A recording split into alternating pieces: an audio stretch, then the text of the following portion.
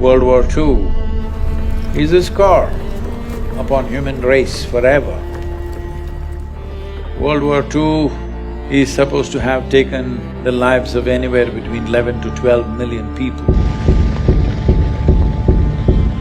More than 200 political prisoners were burned to death. It is not about who did it. We as human beings, that's what we do, unfortunately, till now. But what we are looking at is not going to come in the form of bombs. There's no bang-bang happening here, this happens quietly.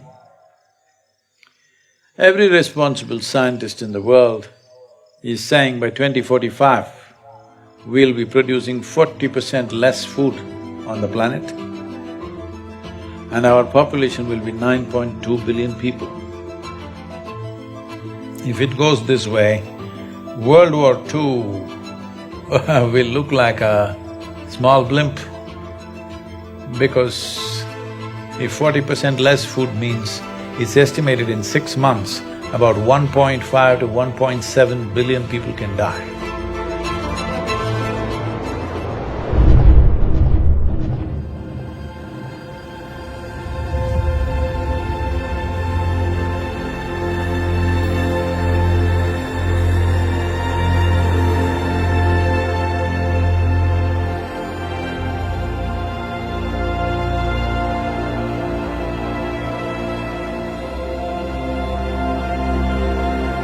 Climate change, food security, nutrition security, water quality, water renewability, biodiversity, land grab, political stability.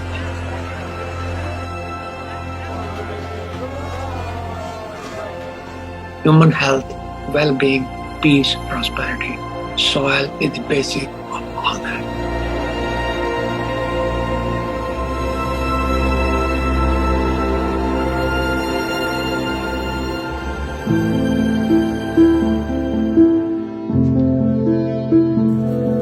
Soil is a basic entity on which all terrestrial life depends. 95% of all the food which is consumed by human comes from soil. As much as 95% of all antibiotics taken by human and animal come from soil. So soil and life have evolved together. There is no soil without life, and there is no life without soil.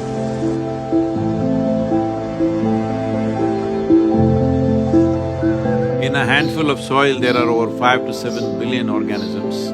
And just like how our body functions, the food that we eat, actually we cannot digest all by ourselves. We don't have the necessary enzymes and alkalines to digest this completely. Only because of the microbial gut microbes that are there, we digest food. The same is true with all the plants and trees. They cannot take the nutrients from the soil by themselves. They need the help of the microorganisms.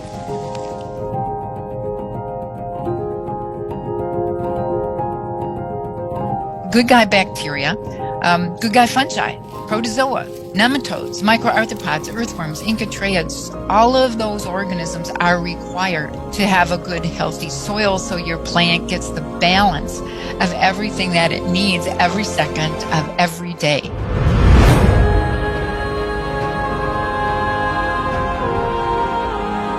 The first 15 inches, 12 to 15 inches of soil is responsible for 87% of the life on the planet, including you and me.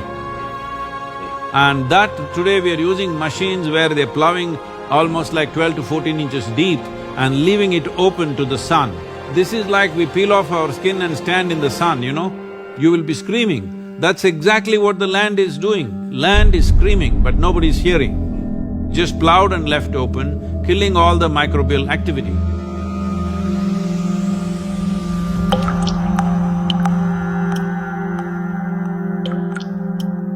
See, right now, the organisms here, the only food they can eat is organic content. where will the organic content come from? Here you see all these leaves, dry leaves falling down. We won't pick it up nor sweep it away. We leave it like that, it'll become part of the soil. It is only the green litter from the trees and other, whether it's grass or bushes, whatever, or the animal waste, which can put organic content into the soil. In normal agricultural soil, the minimum organic content should be between 3 to 6%. The most minimum is 3%. 3% is kind of the borderline, where you've got enough diversity in the kinds of foods that are present so that all of the necessary sets of microorganisms will be able to perform their jobs. In most of the Western world, we have so destroyed sets of species of different functional groups that we're on the edge of not being able to come back from that.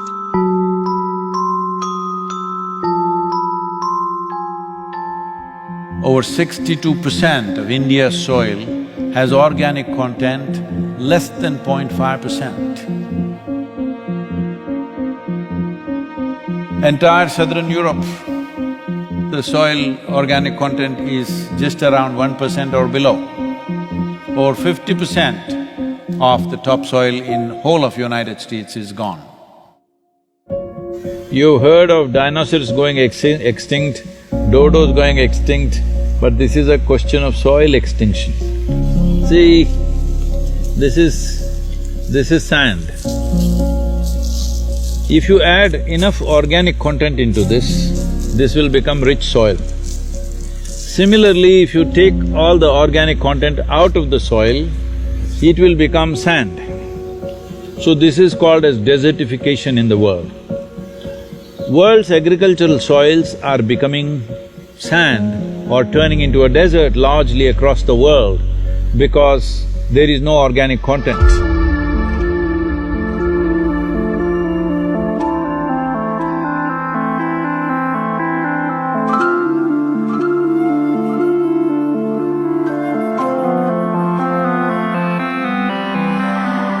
Right now, the soil that we are using is not our generation's soil.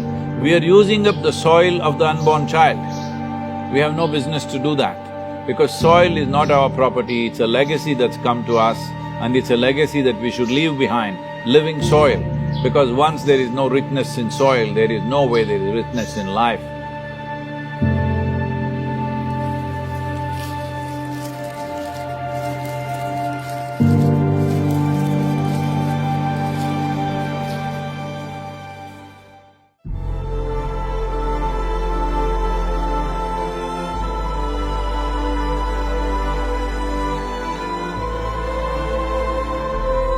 Right now, United Nations statistics say that we may have agricultural soil only for another 80 to 100 crops.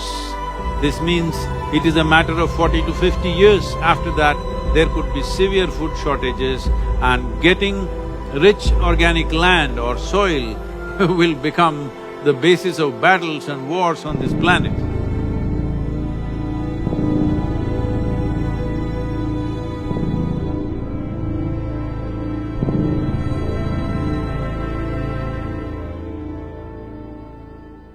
People talk about the weapon of mass destruction, nuclear bombs and missiles and other things. Yes, what happened in Hiroshima and Nagasaki is unforgivable, yes. We forget one of the biggest weapons of mass destruction is hunger. Malnutrition, poverty, unavailability of healthy environment. Even now, hunger-related death in the world are 16 to 17 every minute. That, my friend, is the weapon of mass destruction. Now, we had in December 2019, we had 690 million people globally which were hungry. Out of that, 40 million were in the United States.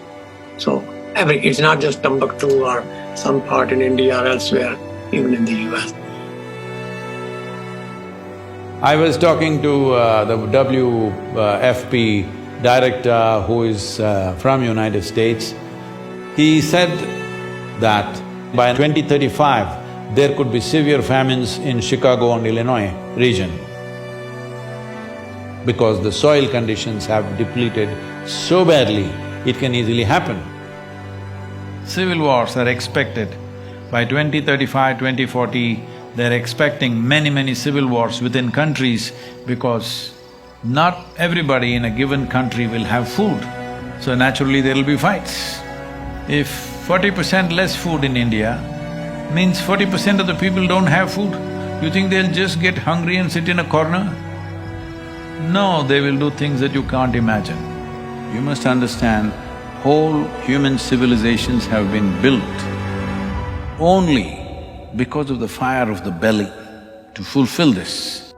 The same fire which built human civilizations can burn the damn thing down if it is not quenched.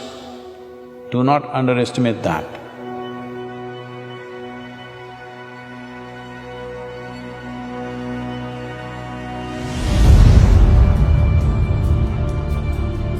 Since 1990, there have been around 30 wars in Africa. 27 of these wars were fought for the sake of acquiring fertile soil. The great revolutions of the world. The Russian Bolshevik Revolution of 1917 was mainly for bread. Even their slogan is peace, land and bread. That is the slogan of the Russian Revolution. Food scarcities in France were the main trigger for the French Revolution. What happened in China, you know, the so-called Cultural Revolution, is also because of repeated famines across the country, and once there is no bread on the street, it's easy to light the fuse. If you want peace, everybody must have bread, roti, food. There is no peace if there is no food. It's simple as that.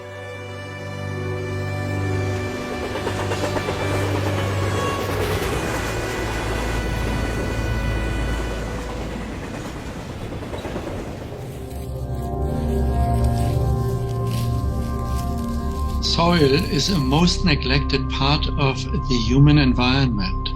Degrading soils means losing and wasting potential food today and forever. A human being, like other animals, are requiring a fairly complex diet and many nutrients. And these nutrients we get through our food, and that essentially depend on the soils.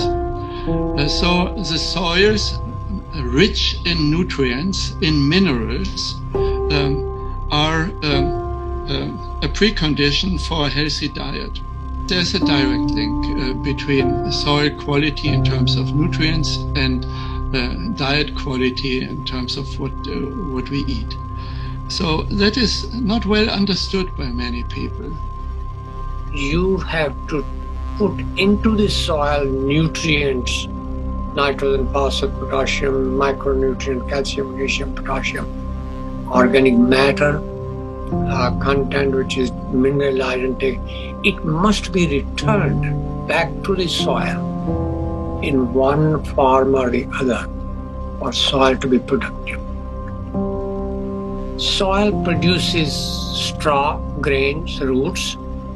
I believe that if people take the grains and return the roots and straw back to the soil, so that soil gets its share of production, that's a good thing. If you take away the straw, then soil does not get anything. So progressively soil is being degraded, depleted, devoid of the essential elements. That is when we call degradation of soil health. And when soil is degraded, people living on it are also becoming progressively miserable. The soil depletion in United States has led to 21% drop in vitamin A in all the fruits, vegetables and everything else that you're eating.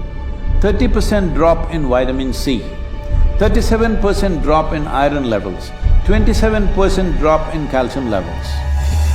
The things that today you all think is very healthy to eat salads and stuff, from the early 20th century, what level of nutrients they had and what they have today is only 10% left, 90% lower than what it was in early 20th century. Center for Disease Control, which is right now playing a significant role in this COVID situation, says all Americans are potassium deficient.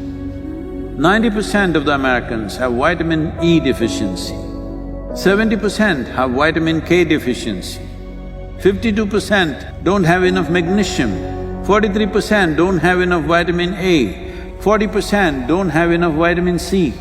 This is in the most affluent nation. It simply means the food that you're eating doesn't have enough nutrients, even if you eat enough food, because soil has been destroyed like this.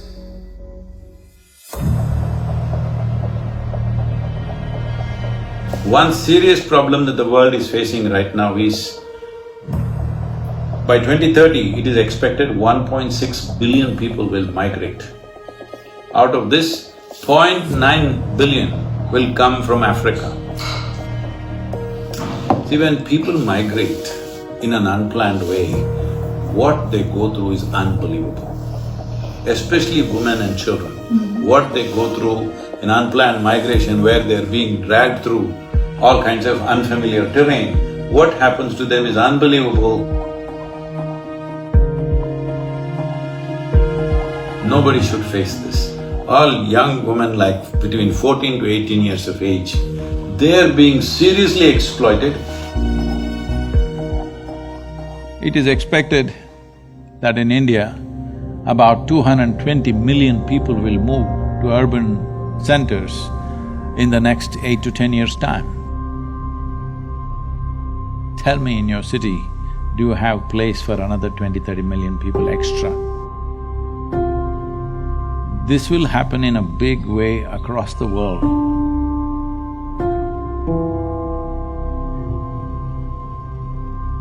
Yes, there are soil refugees. Yes, there are climate refugees. Yes, there are drought refugees. And those refugees go and knock door of other people. The US southern border is a very good example. People jumping into the Mediterranean without realizing whether they'll make it on the other side or not. It's a very good example. There are several millions of refugees in the world because the land which they grew up on cannot afford their basic needs.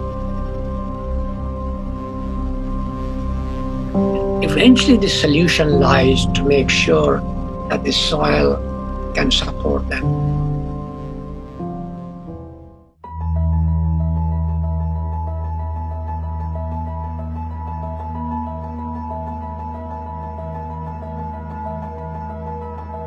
There's a very strong link between soil degradation and global issues. For example, climate change. So, current civilization, I call it carbon civilization. Everything we do is based on carbon, fossil fuel-based carbon. And therefore we have depleted also carbon not only from fossil fuel, but also from soil. Maximum amount of carbon was always in the soil, but now a lot of it is in the atmosphere where it should not be. If it gets into the atmosphere, as you've heard of global warming and climate change, all these impacts happen. But nearly 40% of this is happening simply because soil is left open. For this, the main contributor is agriculture or open lands. The same soil which would have taken carbon dioxide and methane from the atmosphere is now releasing it simply because we are leaving it open and there is no life or microbial activity.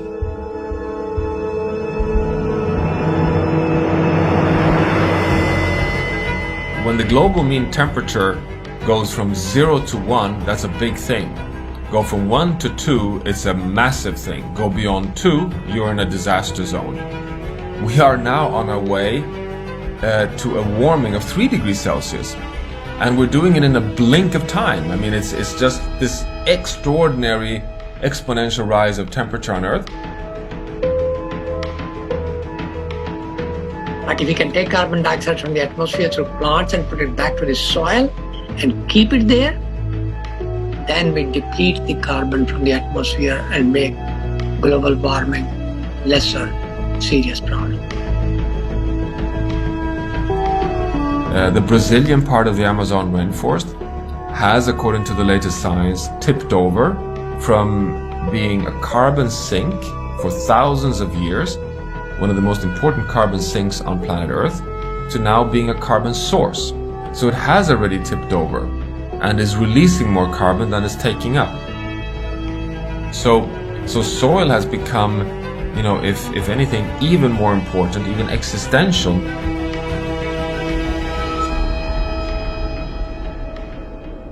See, the whole life process on this planet is carbon-based. So, the same goes for a blade of grass, the same goes for the coconut tree, the same goes for every other creature on this planet. Essentially carbon. Where is all this carbon coming from? The great miracle on the planet, in the process of evolution of creation on this planet, is photosynthesis. A limitless amount of energy coming there from the sun. Using that, the atmospheric carbon is absorbed and it goes through a whole series of process through millions of microbial life and gets stored in the soil. What gets stored in this way, going through 3 to 4 cycles of microbes, this gets stored up to 1,000 years minimum. We've become a geological force of change. We are at risk of destabilizing not only, you know, local ecosystems and local living conditions, but the entire planet.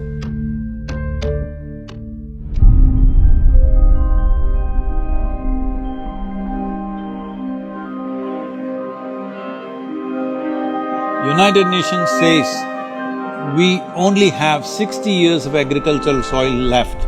So within 50 years' time, there will be a serious food crisis on the planet. A mass famine would be inevitable. I know people always say, we only have 60 more years of agriculture to go. Yeah, but that was 10 years ago that we made that statement. We're at 50, guys. Soil is a living entity. It has a lot of organisms. And when those organisms are killed, soil is no longer healthy. Soil is no longer living.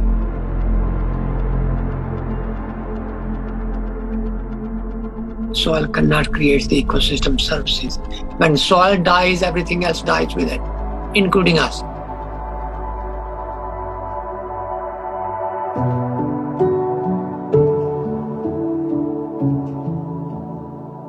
If we start correcting it now, in 15 to 25 years, we can make a reasonable level of correction. We can come away from the brink where we are. But if you leave it for another 30 to 40 years and then try to do it, it will take 150 to 200 years to regenerate the soil. So this is not about just painting a… dark picture of everything. This is a moment of responsibility that we as human beings, if you stand up right now, we can turn this around.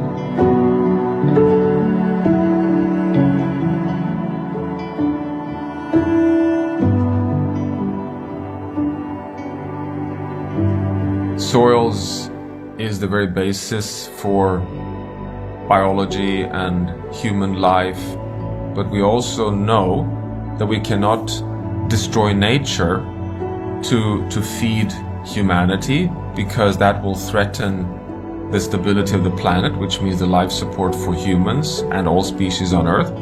So we now need to be caretakers of soil. The cost of action is much lower than the cost of inaction dealing with soil and land degradation. But it's not something which the individual farmers can do. It has to have a large regional, if not global, initiative.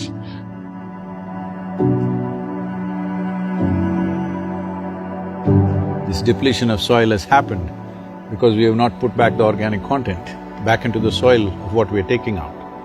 So we are seeing how to get a policy in 192 countries to make this the norm, that if you own agricultural land, minimum 3 to 6% organic content must be there by law.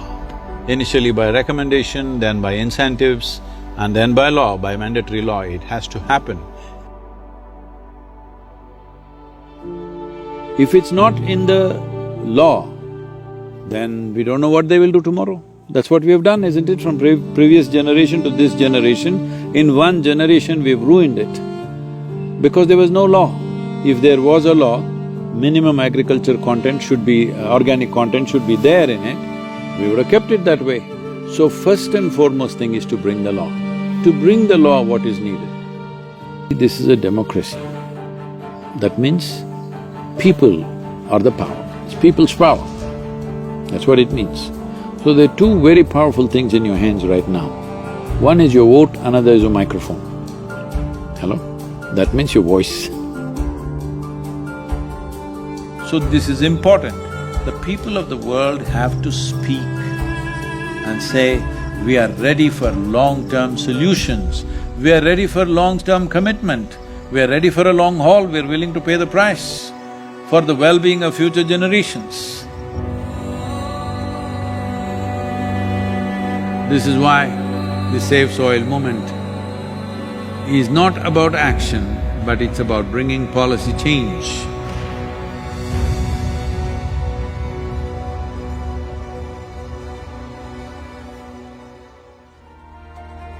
As a part of this, I'm 65 and I'm riding 30,000 kilometers across 24 nations to activate support from the citizenry. We are trying to get about 3 to 3.5 billion people to speak about soil for these 100 days. From March 21st, 100 days, we want the whole world to talk about soil. We have UNCCD as our partner. We have also signed something with the World Food Programme, and the scientists from FAO and other organizations are working with us. World Economic Forum is very much with us. Most governments have come on board. Heads of states will be flagging off this rally. Right now, that's what I'm trying to create, that if 3.5 billion people speak, this is 60% of the electorate. If 60% of the electorate speaks, there is no government which will ignore that in a democratically set up government. Each one of you should reach as many people as you can to make this happen. Many global leaders and influencers are already participating in the movement. Be a part of this and let us make it happen. For my part, as much as I can contribute. And the movement that you are taken up, I could not expect any more God's blessing than that. Sadhguru, and this campaign is so important. We're going to save the soil. Do your part. And saving the soils. And our planet's future depend on it. Save soil, my friend. Save soil, let's make it happen. TM Barbuda is part of the Save Soil mission. Commend you for what you're doing. That is why we are happy to sign the MOU. The science and philosophy that backs the thought behind the movement is tremendous. Save soil. Let's make it happen. Save the soil. We know what we must do, so let's make it happen. Let's make it happen. Let's make it happen. Let's make it happen. Let's make this happen. Let us make it happen. Let's make it happen. Let's make it happen. Let's make it happen.